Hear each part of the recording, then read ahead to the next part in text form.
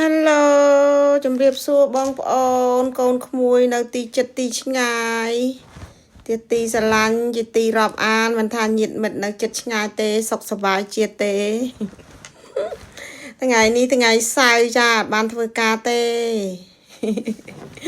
ហើយខ្ញុំក៏ចង់មានរឿងនៅក្នុងចិត្តជាច្រើនរឿងដែលល្អកាលពីក្មេងចាយើងនិយាយវ័យកាលយើងនៅពីក្មេងតែយើងបានធ្វើអីខ្លះចឹងណាចង់និយាយប្រវត្តិនៅពីក្មេងតែពេលដឹងក្តីមកហ្នឹងណាព្រោះថាកូនហ្នឹងប្រាប់ថាម៉ាក់អើយ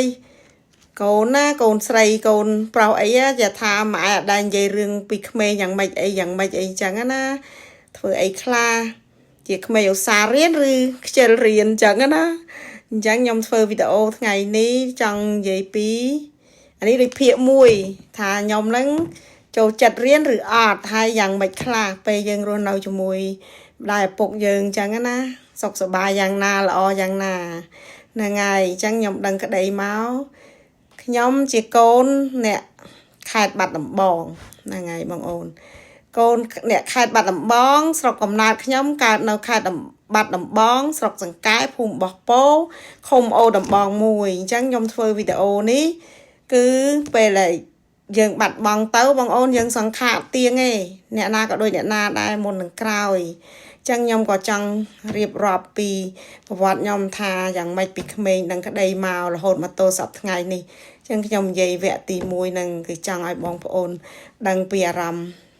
កូនខ្មែរយើងជានារីខ្មែរកូនខ្មែរអញ្ចឹងបងប្អូនខ្ញុំចង់រាយរាប់ប្រាប់ព្រោះខ្ញុំអត់ដែលបាននិយាយប្រាប់កូនប្រាប់សាច់ញាតិអីទេថាយើងជាចរិតបែបណាប្រវត្តិយ៉ាងម៉េចរស់នៅមួយម៉ែឪនិយាយទៅដូចខ្ញុំប្រាប់បងប្អូនចឹងថាជីវិតធ្វើជាម្ដាយឪពុកគេមិនស្រួលទេតារាមានថ្ងៃនេះចឹងក៏វាតគ្នាមកដែរហ្នឹងណាដូចកាលខ្ញុំរស់នៅមួយម្ដាយខ្ញុំហើយខ្ញុំនិយាយរឿងមួយបងប្អូនខ្ញុំកាលនោះខ្ញុំអាយុ12ប៉ាខ្ញុំប្រកបថាកូនយើងណាកូនអ្នកស្រែយើងត្រូវហៅថាពុកហើយនឹងម៉ែបងប្អូនដឹងមិនហ៎ខ្ញុំហៅម៉ែខ្ញុំហៅបានដល់តែពេលខ្ញុំហៅពុកខ្ញុំខ្មាស់គេមានអារម្មណ៍ដូចខ្ញុំហ៎ដូចគួតចឹងប៉ាខ្ញុំប្រាំងកូនហៅពុកម៉ែហើយខ្ញុំឡើងមិនខ្ញុំថា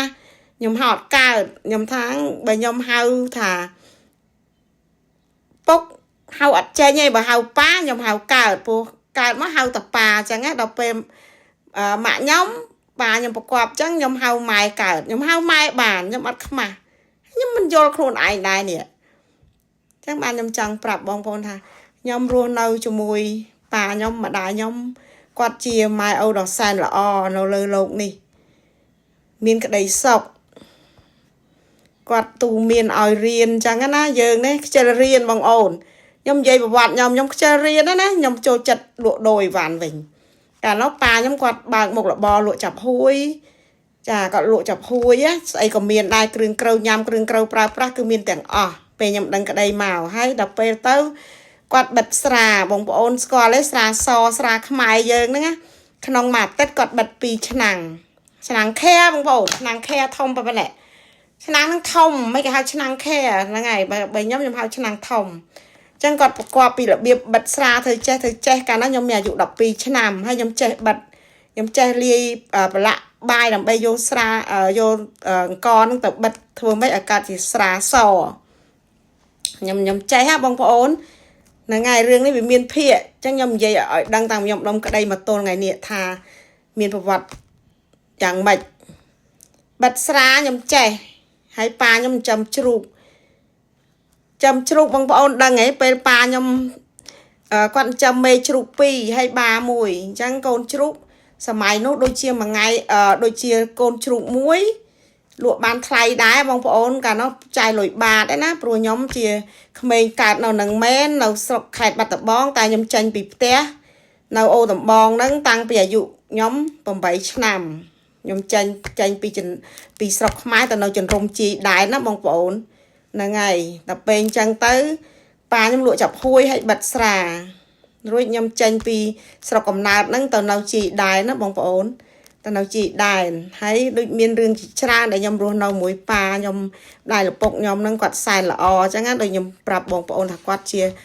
ម៉ែឪមួយដ៏សែនល្អដែលរមមិនមាននៅលើโลกនេះហើយក៏មានម្ដាយលពុកជាច្រើនដែលល្អសម្រាប់កូនគ្រប់គ្នាហ្នឹងហើយអញ្ចឹងslash សិនណាបងប្អូនចាំភាគ1ឥឡូវចាំភាគ2ខ្ញុំបន្តទៀតថា